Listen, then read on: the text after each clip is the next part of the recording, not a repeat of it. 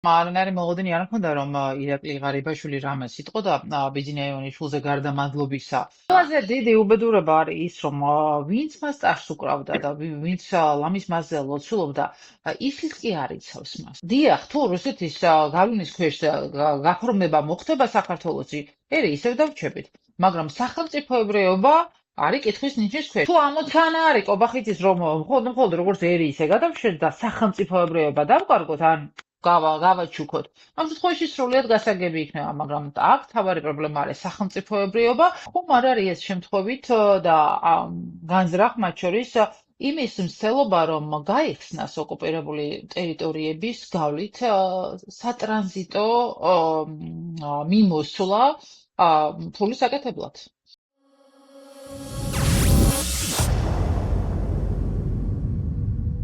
ეს ქვეყანაში საინტერესო ამბები მოსდევს. გუშინ იყო თუ გუშინ წინ ირაკლი ნაგორია კობახიძემ კიდევ ერთხელ ისაუბრა გეორგიევსკის ტრაქტატზე. ეს ჩემი მოსაზრებით ყოველ შემთხვევაში გაცილებით მნიშვნელოვანი თემაა, ვიდრე ასე მაგალითად აფხაზეთში საწვავის გადატანა. ან მით უფრო მნიშვნელოვანია ეს თემა, ვიდრე მაგალითად ირაკლი ღარიბაშვილის ირაკლი კობახიძის წინამორბედი პრემიერის გუშინდელი თუ დღევანდელი განცხადებები. თეონა აკუბარდიასთან, რომელიც ვირტუალურ სტუდიაში შემოგვიერთდა, მე უფრო ვისაუბრებ სწორედ გეორგიევსკის ტრაქტატის თემაზე ყურადღების გამახვილებაზე ამ ხელისუფლების მიერ თუ მხრიდან, თუმცა თეონას პირველ ყოვლისა მივესალმები და დავიწყებ საუბარს მაინც ყველის ნებართვით ირაკლი ღარიბაშვილის ორი ეპისტოლეთი. გუშინდელით და დღეს რომ მოლოდინი გქონდა რომ ირაკლი ღარიბაშვილი იქნებოდა ფრიად ხმამაღალი, ის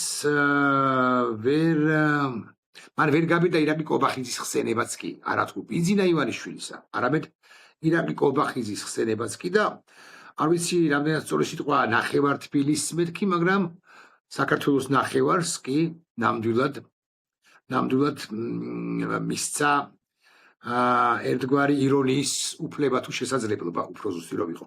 თეონა შენ შეაფასე ირაკლი ღარიბაშვილის ყოფილი პრემიერ-მინისტრის, ერთგზის თავდაცვის მინისტრის, ერთგზის შინაგან საქმეთა მინისტრის და ორგზის თავდაცვის მინისტრის, პრემიერ-მინისტრის აგებნევა კაც ენა ღარიბაშვილის თანამდებობებს ვერ გაიხსენებ. ეს ორი ახმამაღლება თუ ამას ახმამაღლება ჰქვია საერთოდ. მე არ ვიცი, მარნარი მოლოდინი არ მქონდა რომ ირაკლი ღარიბაშვილი რამეს იტყოდა ბიზნაიონის შულზე გარდა მადლობისა და ამიტომ გუშინდელი წერილიც უფრო სავაჭრო თეზისი იყო, რომ რაღაცა ყოფილიყო გარიგების შეთავაზება ან მოლაპარაკების, ვიდრე ის რომ ახლა დღეს ის ადგებოდა და ბიზნა ივანიშვილზე, რომელზეც გუშინ საუბრობდა, რომ თურმე ის არის პასუხისმგებელი მის ოჯახის უსაფრთხოებაზე, რაიმეს იტყოდა. შესაბამისად, ახლა გადაყენებული გენერალი მდინარაძესთან დაკავშირებული დღევანდელი განცხადება, მე მგონი აბსოლუტურად გასაგებს ხდის იმას, რომ ბრძოლას, როგორც ის აანონსებდა, არ ექნება მასშტაბური ადგილი და შესაძლებელია ეს, არ ვიცი, კობახიძესთანაც კი არა, არამედ გადაყენებულ გენერალთან, მდინარაძესთან ერთი-ორი ეპისტოლარული ჟანრით გაგრძელდეს და ეს არის და ესა. არ ვფიქრობ ყოველ შემთხვევაში, რომ ირაკლი ღარიბაშვილმა ერთგვარად თქვა, რომ ახლა ვიწყებო ბრძოლას, აი ახლა მაცადეთო, მაგრამ ეს უფრო ბაქიბუქსა ჰგავს და არა რეალურად ცეცხლის გახსნას ქართული. ირაკლი, ერთი რამ არის ძალიან მნიშვნელოვანი და ცხადი. ფაქტი არის ის, რომ თუ ვინმეს ქართულ ოცნებაში გონია, რომ დაუფასებს ბიზნა ივანიშვილი ერთგულებას სამშობლოს ღალატის თუ სამშობლოს ინტერესების წინააღმდეგ სვლის პროცესში ძალიან ცდება და ამის მაგალითი არის ირაკლი ღარიბაშვილი, რომელმაც დაიწყო მთელი ეს პროცესი, რომელიც დღეს ირაკლი კობახიძის ხელით უკვე ძალიან გამჭვირვალე და ცხადია რუსეთის ინტერესების და გავლენების დამკვიდრება საქართველოში. შესაბამისად, არანაკლებ პასუხისმგებლობა აქვს ირაკლი ღარიბაშვილს იმ უბედურებაზე, რა უბედურებაში დღეს საქართველო არის რუსული გავლენების კუთხით და დიახ, ის არის პოლიტიკური პატიმარი.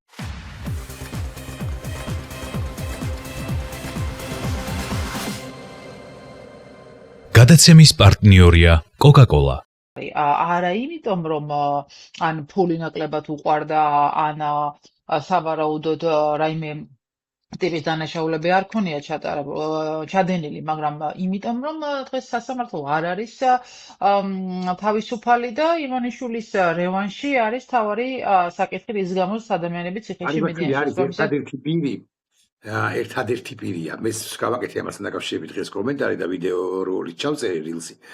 ღარიბაშვილი არის ერთადერთი პირი საქართველოს პოლიტპატიმართა ისტორიაში და ვადასტურებ რო პოლიტპატიმარია, რომელზეც პერსონალურად მე არ ვიცი თქვენ როგორ მოიქცევით კონკრეტულად ან ზოგადად საზოგადოება, მაგრამ ერთი საადვოკატო სიყვა არც დამცდება, ერთს დავიცავ. ვადასტურებ რო პოლიტპატიმარია. ვიტყვი ყოველთვის რომ პოლიტპატიმარია, ვიდრე ეს სასამართლო არსებობს, ეს სისტემა არსებობს, ეს ვენდეტა არსებობს, მათ შორის მის წინააღმდეგაც, მაგრამ ვექილოს სიტყვას, აი საზოგადოებრივი ასპარეზიდან მის დაცვას, ვინ არ დამიცავს, დაგვიცავს, თუ გნებავთ ასე ვიტყვი, მაგრამ აი ღარიბაშვილზე დავამწუხრებ მას. სიტყვა არ წამწდება. ყველაზე დიდი უბედურება არის ის, რომ ვინც მას ტარს უკრავდა და ვინც ლამის მასზე ლოცულობდა, ისიც კი არ იცავს მას. ანუ მისი გულხრუალი მხარდამჭერები, მისი ახლობლები, მეგობრები სასამართლოზე სადმე ან გინახავთ, ან რაიმე ეხლა ამ პროცესში მამაღლა რამე უთქვამთ, მისი მეუღლეც კი ბიზინა ივანიშვილს მადლობას უხდის, მაშინ როდესაც მისი მეუღლე ირაკლი ღარიბაშვილი ციხეშია პოლიტიკური მიზნით, ამიტომ ხო, ძალიან მძიმე საცუდავი მდგომარეობა, მაგრამ ეს საცუდავი მდგომარეობა არა მხოლოდ ღარიბაშვილის თავს ხდება, არამედ მთლიანად საქართველოს, იმიტომ რომ ივანიშვილმა გადაწყვიტა ასე შესაბამისად მე მივესალმებოდი ზაუდარი გამოგდის. შენ აღნიშნე რომ ყველას იგივე ბედიელის ივანიშვილის კარზეო და ახლობთ ეს იყო ნათქვამი. მაგრამ ნამეტანი ხომ არ გაეწელა ივანიშვილს ან გაიწელა ზოგადად ირაკლი კობახიძის პრემიერობა. არ გაწელა. აბა და მისაბუთე რატო არა? იმიტომ რომ რამდენად ხვდები, ის ყველაზე უფრო ხანგრძლივი პრემიერ-მინისტრია უკვე, ან შესაძლოა ვწდები.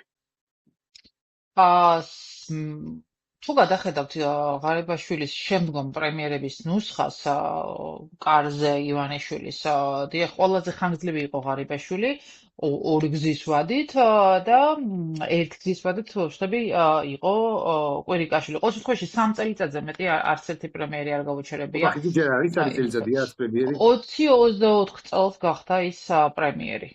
მე რაღაც მახსოვს, ის იყო 20-24 წელი. ყოველ შემთხვევაში გაზაფხული იყო, როგორც მახსოვს, ჩვენ ვიყავით მაშინ პარლამენტში, თუ არ მეშლება, ყოველ შემთხვევაში 3 წელი არ გასულა. ანუ 3 წელი ჯერ არ გამხდარა, შესაბამისად რაღაცა ვადა კიდევ აქვს დარჩენილი. არ ვიცი ღირითი ხელმძღვანელობს ბიზინა ივანიშვილი ამ 3 წლიან ვადას, მაგრამ ფაქტია ის, რომ მას უყვარს ხშირად ცვლა ადამიანების გამოწურვა ლიმონივით და გადაგდება თუ დაჭირდება შემდგომ შემოbrunება ღარიბაშვილის სახით და ამაზე იყო ლაპარაკი ხო წერილში, რომ უნდათო მაღიარებინო ისე რომ მე მოbrunების 1%-იანი შანსიც არ მქონდესო, მაგრამ ეს კიდევ ერთხელ აჩვენებს იმას, რომ საქართველოში როგორი მართლობის სტილი აქვს ივანიშვილს და როგორი მართვის.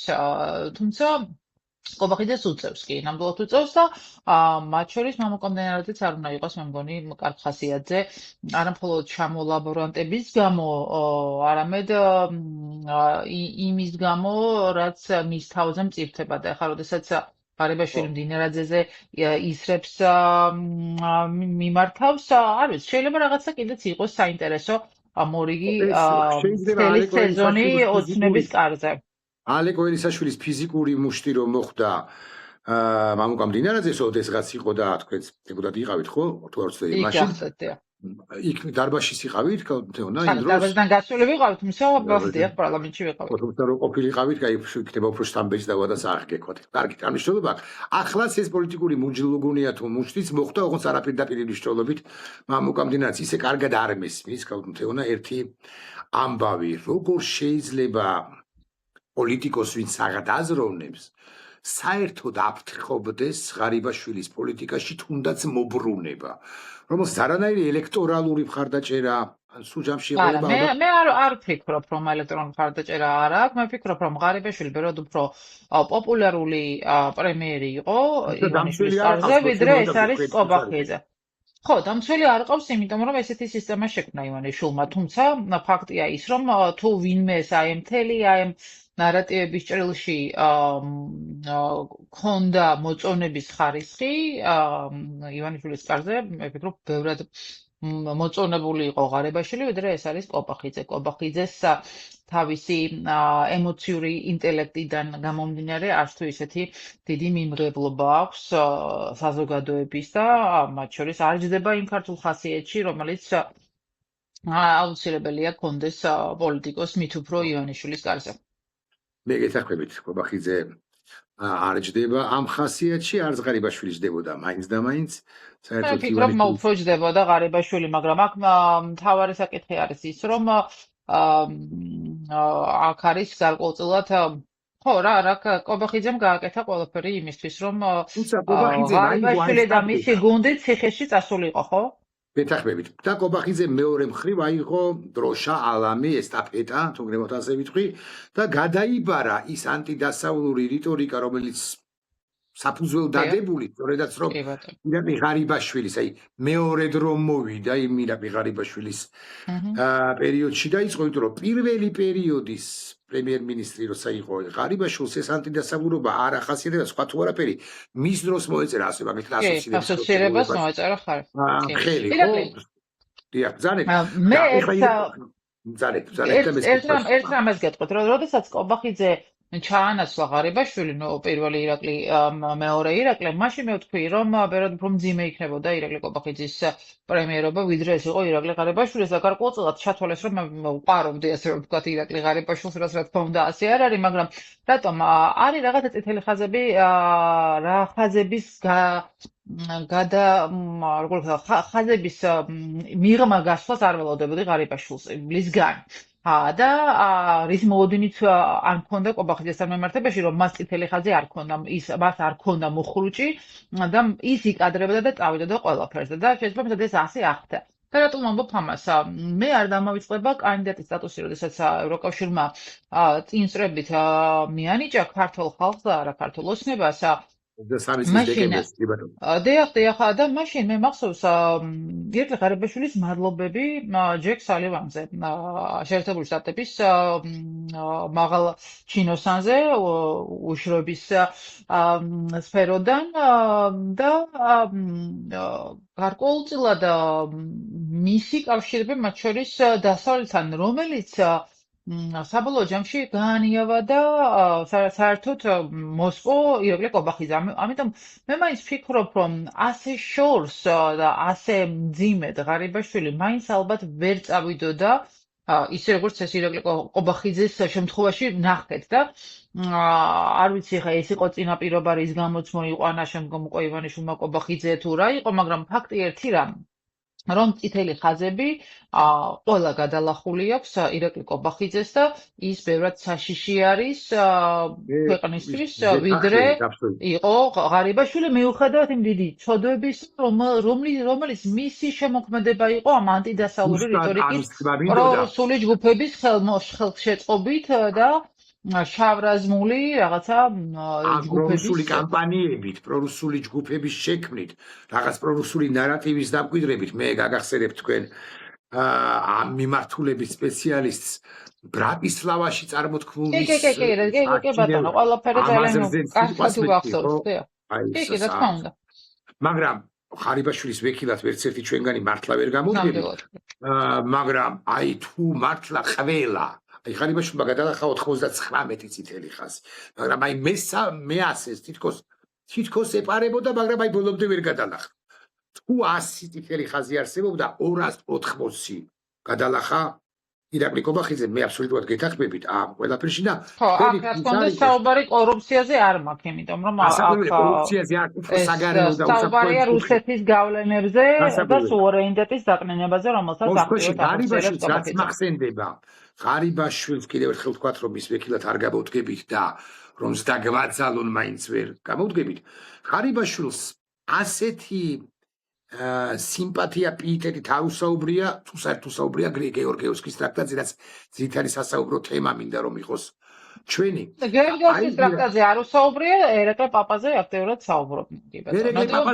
ერეკლე პაპაზე ისაუბროს, ვისაც უნდა და რამდენიც უნდა, მithumetes რომ ალბათ იმ პერიოდს დაემთხვა ლევან ბერძენიშვილის კრიტიკული ამიტომ გითხარით მეც.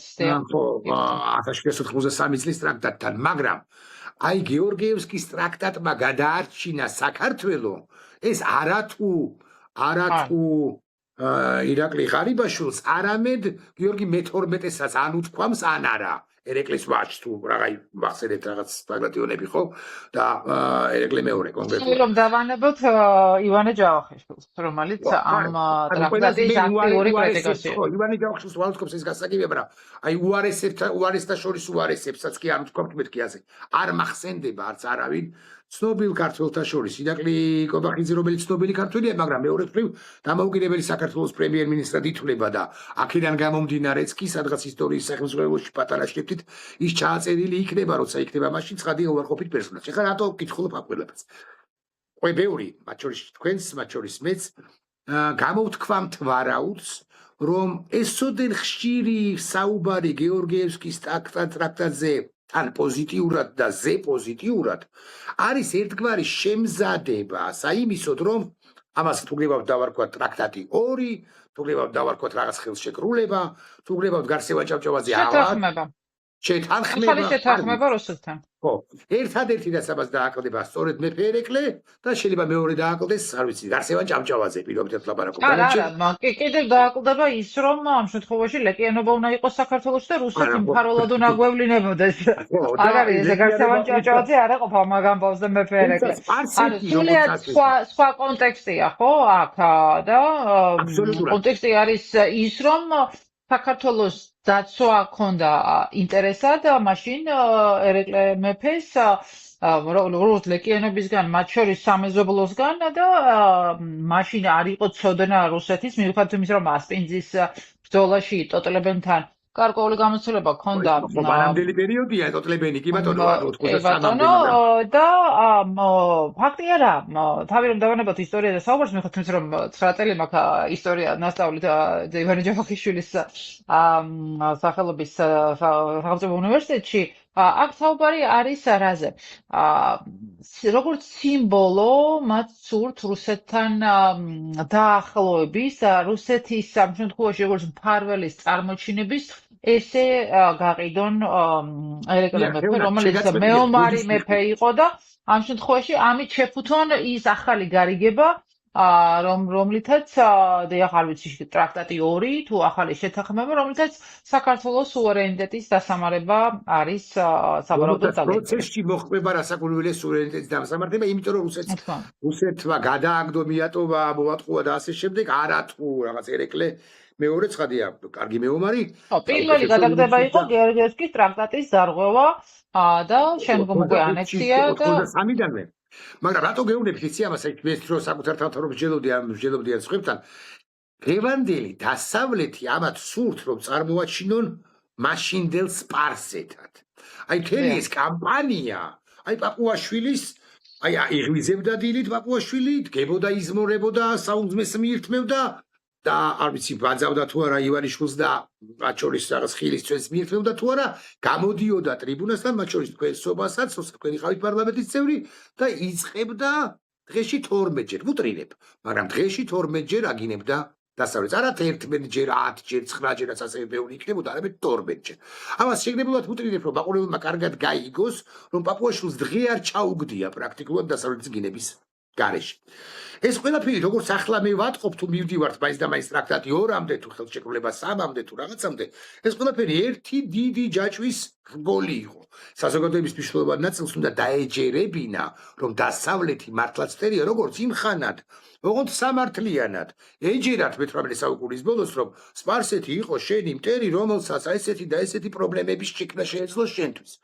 აქ შექმნეს ტრის ხატი დასავლეთის მხრიდან და დღეს კობახიძე ამბობს ძალიან საინტერესოდ, ან საინტერესო რამეს ამბობს საინტერესოდ. კერძოდ ამბობს, რომ ყველა თავის ინტერესით სარგებლობსო თუ ხელმძღვანელობსო, მაგრამ მეფე ერეკლე თითქოს იძულებული იყო აი ამ ბოროტებიდან, აი იმ ბოროტებას სპარსეთი იგულისხმება და ქრისტიანულ სამყაროს მაინც დაუკავშირდაო. და მე ამბობს, რომ გეორგიევსკის ტრაქტატია დღეს რომ ვართ, ისტორიკოსი მზანდებით პირველ პროფესიით, ხო? დღეს რო ვართ, ეს არის გეორგიევსკის ტრაქტატის დამსახურება. ანუ როგორც სახელმწიფო, არამედ როგორც ერი. აქ ძალიან მნიშვნელოვანი აქცენტი გააკეთა, როგორც ერი და არა როგორც სახელმწიფო.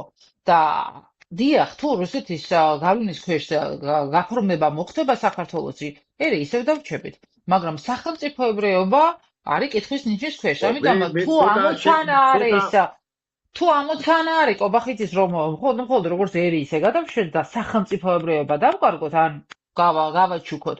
ამ შემთხვევაში სრულიად გასაგები იქნება, მაგრამ აქ თავარი პრობლემა არის სახელმწიფოებრიობა და ის რომ მესამე რომად წარმოჩენა სურდა რუსეთს თავის და დუგინს რუსკი მირის შემოქმედს, რომელსაც მოყვება მთელი კონცეფცია საგარეო და უსაფრთხოების პოლიტიკის, ესეც ახალი არ არის. ირაკლი, მე თქვენის ნებართვით სულ 3 წუთი რომ მომცეთ, არ არის მხოლოდ გეორგიევსკის ტრაქტატი აქ საკითხი. ის კომპლექსური ერთობლიობა, რომელსაც ჩვენ აი ბოლო პერიოდში განსაკუთრებით უყურებთ. რუსოფობია არის ტერმინი, რომელსაც ირაკლი კობახიძე ამბობს, რომ ვართ ყველა ის ქართველი, რომლისთვისაც ანწუხელიძე გმირია, რომლისთვისაც საქართველოს სუვერენიტეტი არის წითელი ხაზი და რუსეთის ოკუპაციის დაგმობა მშვიდობიანი გზით. მან ისაუბრა, რომ თურმე მშვიდობიანი პროტესტი ბანერით რუსთაველზე იქნება თუ ბათუმში არის რუსოფობია, რაც ჩვეულებრივ რუსული ნარატივია და გაგახსენებთ, აი თავი რომ დავანებოთ უკრაინაში თუ როგორ იყენებს საომარი მოქმედებების დროს რუსოფობიას რუსეთი. გავრილოვის ღამეს, როდესაც კობახიძე პოზირებდა გავრილოვთან შამპანიურის ჭიქით ხელში, გაგახსენებთ პრეზიდენტის სასახლეში, ამ ღამის შემდგომ რუსეთმა პირდაპირ ფრენები შეწყვიტა, იმიტომ რომ რუსოფობიურ პროვოკაციად შეაფასა ხალხის მართალი გულისწყრომა გავრილოვის კობახიძის სავარძელში ხილვის გამო. და შესაბამისად სასჯელი ამას რუსეთმა მოაყოლა ფრენების შეზღუდვით, რომელიც მერე გაგვიხსნეს აგერ, როცა მთელმა მსოფლიომ შეწყვიტა რუსეთთან ფრენა, მსოფლიომ თუ არა დასავლეთმა მაინც. და ეხლა აი ეს ნარატივი რუსოფობიის არის ერთი მნიშვნელოვანი გარემოება, რომელიც რაღაცა ჩანაფიქრის შემზადება არის, დემონიზირება პატრიოტიზმის. რუსეთზე გითხრეს, რომ არა თუ 2008-ში ომი არ დაუწყია და ომი საქართველოს დაიწყო, იმიტომ რომ მიშა მაშინ საქართველო იყო, არამედ მათ შორის გითხრეს, რომ აგერ გეორგიევსკის ტრაქტატი გადაარჩინა ჩვენი ერი და რელიგია, რაც ასევე ტყუილია. აფხაზეთის საწვავის ამბავი ასევე დაკავშირებულია ამ პროცესთან, იმიტომ რომ გარკვეულწილად გარდა იმისა, რომ სანქციებია საწვავზე, გარდა იმისა, რომ რუსეთი ახორციელებს ეფექტიან კონტროლს, ამიტომ არის ოკუპირებული ეს ტერიტორია და კაცმარიცის ეს საწვავი არ წავიდა, ხომ არ არის ეს შემთხვევით და განზრახ მათ შორის იმის მსელობა, რომ გაიხსნას ოკუპირებული ტერიტორიების გავლით სატრანზიტო მიმოსვლა ფულის აკეთებლად. და ხომ არ არის მათ შორის ეს ლარსის ალტერნატივა. პარალელური ხაზი, მოდი ესე დავარქოთ პროზესში. კი ბატონო, ხო. და მე გაგახსენებთ ერთ რა დეტალს. ირაკლი, პირველად აკაშნო 2011 წელს ხელი მოწერა ჟენევის შეთანხმებას მსოფლიო სავაჭრო ორგანიზაციაში, როდესაც მხოლოდ საქართველო იყო წინააღმდეგი რუსეთის შეყვანის. მაშინ იყო ბარაკ ობამა, იყო გადაწვირთვა რუსეთთან, არც თუ ის ადეკვატური და სწორი ნაბიჯი შეერთებული შტატების მხრიდან და შეუცნობლობა რუსეთის რეალური ბუნების, რომელიც შემდგომ უკვე მთელმა მსოფლიომ დაინახა უკრაინის წინააღმდეგ ფართომასშტაბიანი ომის შედეგად 2022-ში და არა 2014-ში. და ამ შეთანხმებით მაშინ ეს იყო ბოლო შეთანხმება რუსეთთან 2011-ში შეერთებული შტატების აქტიური, ასე რომ ვთქვათ, მუშაობით საქართველოსთან, სადაც ხელი მოეწერა იმას, რომ რუსეთ საქართველოს საზღვარზე და არა არა ოკუპირებული აფხაზეთის ნაწილში მოხდებოდა 3 საბაჟო პუნქტის განთავსება, ტვირთების მონიტორინგი შვეიცარიული კომპანიისგან. გახსოვთ ალბათ ეს მოლაპარაკებები, რომელსაც შემდგომ უკვე აბაშიძე და არასენის 2016-18-ში. არა, შეიცარულ კომპანიასთან მოიწერა, თუმცა მაშინ 2019-ში მთავრდება ეს საგა, როდესაც რუსეთმა მოითხოვა იმ ლოკაციების შეცვლა, რომელიც არა საზღვარზე მდებარეობდა რუსეთ საქართველოსი, არამედ სიღრმეში ოკუპირებული ტერიტორიების. და ყოველ შემთხვევაში მაშინ ეს შეთანხმება რო გამოსულიყო, შესაძლებელი იყო ტვირთების მიმოსვლა ყოფილიყო ისე, რომ საბაჟო მონიტორინგი ყოფილიყო სტატუს ნეიტრალურით და ასე შემდეგ. ხომ არა არის მათ შორის ეს გარკვეულწილად პრელუდია საწვევის შემთხვევაში ჩვენაც ვნახეთ იმისა, რომ შემზადება ხდებოდეს იმგვარი ახალი შეთანხმების, რომელიც საქართველოს სუვერენიტეტის წინააღმდეგ იქნება გალის ტერმინალია აშენებული. დიახ, გალის ტერმინალია აშენებული, თან ეს რუსული ინვესტიციითაა გაკეთებული, კერძო ინვესტიციით და ამით მათ სურს, რომ საზღვარი იყოს ენგურს იქით საქართველოსთან და არა ფსოუზე, როგორც ეს არის საერთაშორისო აღიარებული, ისევე როგორც რუსეთმა მათ შორის დაიწყო განახლება საზღვრის გამშვები პუნქტის, იქნება ეს აფხაზეთთან, სადაც ამატებენ, მიმდინარეობს ინფრასტრუქტურის განახლება ფსოუზე და მათ შორის ქვემო ზარამაგის პუნქტზე, ახლა სტამბოლოვი, რომელიც რუსეთმა დანიშნა de facto პრეზიდენტად იქ, იქნება დანიშნული ეგზოტებული არჩევნების შემდგომ 18-ში და ეს ანექსიური ახალი ხელშეკრულება 9 მაისის, რა თქმა უნდა, ამ პროცესებში აბსოლუტურად კიდევ უფრო მკაფიო საჩვენებს რუსეთის ინტერესებს. ამიტომ მე ვხედავ რუსეთის ინტერესს, რომ გარკვეულწილად იმგვარი შეთანხმება იქონიოს ივანიშვილის რეჟიმთან, რაც მას მისცემს შესაძლებლობას ერთის მხრივ ლარსის გარდა სხვა მარშრუტებიც არსებობდეს საქართველოზე გამავალი, ოღონდ ის საქართველოს ტერიტორიულ მთლიანობას, რა თქმა უნდა, უპირისპირდება და სამ სახელმწიფოდ სურს ამის გაფორმება.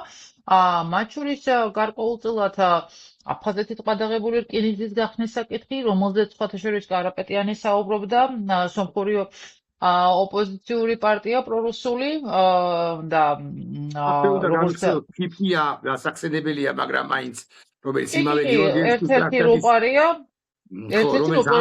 კრემლის, ამიტომ ინტერესები გასაგებია. უბრალოდ აქ მე მთავარი კითხვა მაქვს, ჩვენ რა შეგვიძლია გავაკეთოთ, რომ ამას დაუპირისპირდეთ? მე საზოგადოება, ჩვენ საზოგადოება. იმიტომ რომ მე ვხედავდი რეაგირებას, მათ შორის საწოლთან დაკავშირებით, ცდილობა იყო თითქოს წარმოეჩინათ, რომ ეს ჩვეულებრივი ამბავი იყო, როცა ვიცით, რომ ჩვეულებრივი ამბავი არ ყოფილა და მათ შორის არ მიუღია დიდად მაინც გალის მოსახლეობას ამ დეფიციტის შევსება, რაც იყო თავდაპირველი მიზანი, ამ ყოველში ასე გვეუბნებოდნენ. ამიტომ ერთობლიობაში მე ვფიქრობ, რომ კიდევ უფრო მეტად იკვრება კვანძი თუ საიტიდან ვიყავს კობახიძეს მთელი ეს პროცესი, რუსოფობია, ტრაქტატი, რაც ნიშნავს იმას, რომ ახლა მოდით ირაკლი, მე ისტორიკოსი გახლავართ, დავასრულებ ბაკალავრიატი, მაგისტრატურა და ასპირანტურა საქართველოს ისტორიის განხრით თსუ-ში. ირაკლი კობახიძე არის იურისტი და სულ უყვარს ხოლმე საუბარი, რომ ვინც არ არის იურისტი, რომ მან არ იცის. მე როგორც ისტორიკოსი ვეტყოდი ირაკლი კობახიძეს, მან ისტორია არ იცის, ფაქტია რომ არ იცის და გერუტკევსკის ტრაქტატთან დაკავშირებით ისტორიის გადაწერას ახორციელებს. ეს ხომ არა რაღაცა აკადემიური თვითშემოქმედება, ხო? სიყვარული ისტორიის ანეხლა მეცადინეობდეს, ანეხლა ინტერესდებოდეს, რომ ასე დადგეს და ბრიფინგი ჩაატაროს 1793 წლის მოვლენაზე. მიზეზი საფუძველი ამას ხომ უნდა გქონდეს. და გარკვეულწილად ჩემი მოსაზრებაც არის, რომ ცდილობს ის წარმოაჩინოს, რომ ერთადერთი ხსნა ეხლა ისევ რუსეთშია, რომ როგორც ერი გადარჩეს. სიგურად გაწვეთებენ. კი, როგორც ერი გადარჩეს. ჩემი მოგონილი და თქვენი კი არ არის. ეს არის შემუშავებული სტრატეგია იმის თაობაზე, რომ აი ზონდირება მოახდინოს, მოსინჯოს, დატესტოს და ასე შემდეგ და საზოგადოების მათ შორის რეაქციიდან გამომდინარე და ყური როცა რაღაცას ეჩვევა, ხო? აი გეორგიევსკის ტრაქტატზე 364-ში რომ დამელაპარაკები როგორც დადებით მოვლენაზე მე პირს რომელსაც არ წაუკითხავს და პროპაგანდა აქტიურად მუშაობს ამასთან, ხო იქნება და დავიჯერო კიდეს იმიტომ თლადაც არა, თლად პრემიები. რო შველა არის ახალი ტრაქტატის გაფორმება. ახალი ტრაქტატი როგორც ასეთი. ოღონდ თეუნა დება მიბოზეთ თქვენ ისტორიკოს მე ჟურნალისტმა შეკადროთ კი არა გაგიბედოთ. თქვენ ერთგან ამ 15 წუთის წინ ახსენეთ, რომ სახელმწიფოს გაგვიუქმებენ და ერთს არ შეეხებიანო. გავბედავ და ვიტყვი, არ ვიცხირო ცხადია და თუნდაც ვიკამათოთ, რომ მსგავსად მე-19 საუკუნისა რუსიფიკაციის პროცესი დაიწყება აქ. იმ შეცდომებს, რომლებიც დაუშვა რუსეთის იმპერიამ მე-19 საუკუნეში ან ბოლშევიკურმა კომუნისტურმა რუსეთმა საბჭოთა კავშირმა ქართველებთან საქართველოსთან მიმართებაში ვინიც იზდა ეს გაბოროტებული გაავებული გამოუვა თუ არა ამაზე არ ვლაპარაკობ არ გამოუვა რასაკვირველია მაგრამ გაბედავს კიდევ ეხლა მე აქ არ ვლაპარაკობ წირვალოცვის აკრძალვაზე მაგრამ რუსიფიკაციის ანუ ერის განადგურების სწვავე პროცესი მიმდინარეობდა მე-19 საუკუნეში და იქ სასწაულმა გვიხსდა აი მართლა ღვთისაგან მოღვლენილი სასწაული იყო ზოგადად თერგდალეულების თაობა და განსაკუთრებით დასაკვირველია ილია ჭავჭავაძე ვაგლახთა სამწუხაროდ ვარაუდობ თორე ნეტავი გამეორდეს ხო 2040 წელს დაიბადოს ვინმე ანუ 200 წლის შემდეგ ილიას დაბადებიდან და გაიმეოროს გზა ილია ჭავჭავაძისა და კიდევ ერთი დღეს მე თქვენს მოგილოცავთ ვიცი რომ თქვენ ბევრის არ იყოს ეს არის გიორგი აწუხელიძის დაბადების და დიდება გვირებს სასაკვირ დღეს გადაცემაში ფორმულაზე ხო მე აწმყოდროში ვთქვია რომ დღეს გიორგი აწუხელიძე გახდებოდა ეს ვერ ამოვთქვი დღეს გიორგი აწუხელიძე გახდა 42 წლის მეტი და იქვე თქვენ კომაქს ქართული ჯარისა შეერაგებული ძალებისა თავდაცვის ძალებისა ხო დამეთახმეთ ამაშიც რომ მე იქვე ვთქვი რომ დღეს ბევრი გადარჩენილი სხვა გვარსახელის დასაკვირველია მაგრამ ბევრი გადარჩენილი გიორგი აწუხელიძე ყავს მათ შორის დღევანდელ თავდაცვის ძალებშიც ყველას მეც და თეონაც უდასტურებთ პატივისცემას და ბოლოს სიტყვას გაძლევთ თეონა ძალიან საინტერესო საუბარი გამომივიდა თუმცა ჩემი ბოლო მონოლოგი გრძელდება 5 წუთი და თქვენ ზაგართვით დრო ესე გამოვიდა უკაცრავად ამაზე ხო არა და რო შევაჯამოთ ესე იგი რუსიფიკაცია აფხაზეთში საწოვის გატანა მით უფრო კანონდარღვევით მათ შორის აპელაცია კანონზე ოკუპირებული ტერიტორიების შესახებ როდესაც არ შედის კანონში არ ჯდება საწოვის გატანა მათ შორის გეორგიევსკის ტრაქტატი დუმილი ფაქტობრივ ანექსიაზე ოკუპირებული ცხინვალის ირაკლი კობახიძის რომელმაც იამაყა და არაერთხელ თქვა რომ საკუპაციასთან არასდროს არ ყოფილა და მათ შორის რუსეთის აქტიური ზეწოლა რომ ძალის გამოუყენებლობაზე მოხდეს ხელმოწერა აფხაზეთთან და ცხინვალთან და არა რუსეთთან, ანუ რუსეთი გავიდეს კონფლიქტიდან როგორც მხარე და როგორც აგრესორი და მოხდეს ამით დაწყება მათი ეგრეთ წოდებული დამოუკიდებლობის, ეს არის ის პროცესი, რომელიც ჩვენ დღეს გვაქვს. და ანექსიის გამოცხადების საფრთხეც ახლა არ წასულა, მით უფრო მაშინ, როდესაც ეგრეთ წოდებული რეფერენდუმები ჩატარებული აქვს უკვე ცხინვალში და მხოლოდ ამის თქმა და ჩაწერა ჭირდება კანონში. შესაბამისად, უამრავი საფრთხეა ამ ვითარებაში, საერთოდ არ მაინტერესებს ღარიბაშვილის და მდინარეძის დრამა და არა კობახიძის, როგორც ჩვენ ხედავთ, უინტერესოა ჩემთვის ამ ვითარებაში. მთავარი კითხვა არის ის, რომ მე გაგახსენებთ პრეზიდენტ ზელენსკი ამბობდა იმას, რომ ამ ვითარებაში რა ვითარებასაც ჩვენ ხედავთ და მოსკოვში უკრაინული დრონების არნახული რაოდენობა იყო ამ დღეებში რუსეთს ჭირდება მცირე გამარჯვება მარცხის კომპენსირებისთვის და ეს ყველაზე მარტივად შეუძლია ისეთ სუსტ ქვეყანაში გააკეთოს როგორიც არის საქართველოს ივანიშვილის ხელში თუმცა მთავარი წინააღმდეგობის გაწევა აქ არის ჩვენზე მოქალაქეებზე და შეჯამებისთვის მინდა ვთქვა რომ მე ვფიქრობ რომ ტესტავენ ისინი განწყობებს მე ვფიქრობ რომ თუ ჩვენ ამაზე არ გვექნება რეაგირება პროტესტი უფრო მარტივად განახორციელებენ იმას, რაც ჩაფიქრებული აქვს და ამიტომ აუცილებელია რეაგირება, აუცილებელია წინააღმდეგობა და მე მაქვს მოლოდინი მაინც, რომ მიუხედავად აი ამ ცდილობებისა, ჩვენ შევძლებთ სუვერენიტეტის დაცვას მშვიდობიანად, მწყობრად, იმ შემთხვევაში თუ კონცენტრაციას არა ქაოტურად სხვადასხვა თემებზე გავაკეთებთ, არამედ ერთზე, საქართველოს სუვერენიტეტზე და იმ სუვერენულ არჩევანზე, რასაც ევროკავშირში და ნატოში დაწესება ჰქვია. ხუთწუთიანი მონოლოგის დროს ერთი მცირედი ტექნიკური შეცდომა დაუშვი 1840-ში არა 1837-ში იყო დაბადებული ილია, ანუ 2037 წელს უწევს ახალი ილიანს დაბადება მეთქი. და თეონა ბოლო კითხვა ერთ სიტყვიანი კითხვა. პრინციპში თქვენ ამ კითხვას პრინციპში გაეცით პასუხი, აი წინა რეპლიკების დროს, წინა პასუხისას, მაგრამ ერთ სიტყვიანი კითხვის დასმა მაინც მომინდა, გულახდილად გეტყვით და მაინც დაგისვა. ვიხუვლებთ და თქვენ უნდა პასუხოთ, ვიხუვლებთ ან არ ვიხუვლებთ და აი ამ ორი არჩევანიდან თქვენ უნდა მითხრათ, რომელია უფრო სწორი კი თქვენი არჩევანი. ვერ გეტყვით, როდის, მაგრამ აუცილებლად, იმიტომ რომ ყველაზე გრძნობიარე ქართველისთვის ყოველთვის იყო სუვერენიტეტის საკითხი და ყოველთვის იყო სამშობლო. არ ყოფილა სიღარიბე, არ ყოფილა გაჭირვება, რომელიც არაერთ გზის გქონია და გადაგვიტანია. ამიტომ მე ვფიქრობ, რომ რაც არ უნდა ეცადოს ირაკლი კობახიძემ, შალვა პაპუაშვილმა, რომ მტერი მოყვრათ შემოგვაყიდოს და შემოგვასაღოს, არ იქნება ამის შესაძლებლობა, რომ ეს მიმღებლობა მტერთან გაჩნდეს, იმიტომ რომ ჯერ კიდევ არსებობენ საქართველოში ის ადამიანები, რომლისთვისაც სამშობლო არის უპირველესი და ამიტომ დიახ ვიხულებთ და ყველა ერთად შევძლებთ მშვიდობიანად, მწყობრად დავიცვათ ის სუვერენიტეტი, რომლის წართმევას ხედავთ, რომ აქვს ცდელობა ერთის მხრივ, რა თქმა უნდა, ოკუპანტის სახელმწიფოსგან და მეორეს მხრივ იმ პოლიტიკური ძალისგან, რომელმაც კონსტიტუციის საწინააღმდეგოდ გადადგა ნაბიჯი და შეაფერხა, მაგრამ ვერ შეაჩერა ჩვენი ევროპული გზა. თეონა აკუბარდია იყო ჩემი სტუმარი, უღრმესი მადლობა თეონა, საინტერესო საუბარი გამოგვიგდა, წარმატებას და გამარჯვებას გისურვებთ.